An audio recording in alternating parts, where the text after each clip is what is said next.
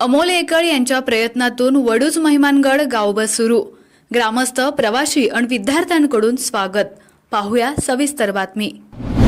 वडूज महिमानगड गाव अशी बस अमोल एकळ यांच्या प्रयत्नातून सुरू झाली आहे। या बसचे महिमानगड गावात प्रवासी, ग्रामस्थ आणि विद्यार्थ्यांकडून मोठ्या उत्साहात स्वागत करण्यात आलं।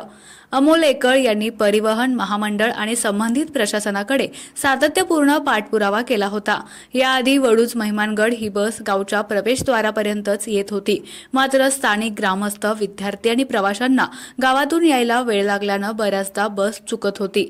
त्यामुळे नियोजित कामाला, विद्यार्थ्यांना शाळेला जाण्यास उशीर होत होता।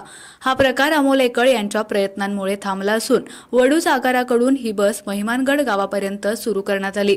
वडूज आगार व्यवस्थापिका बिस्मिल्ला सय्यद यांनी ही बस तत्परता दाखवून सुरू केल्यानं महिमानगडकर, विद्यार्थी, प्रवासी आणि ग्रामस्थ यांच्याकडून त्यांना धन्यवाद दिले जात आहेत। आपला आवाज न्यूजसाठी एकनाथ वाघमोडे, दहिवडी।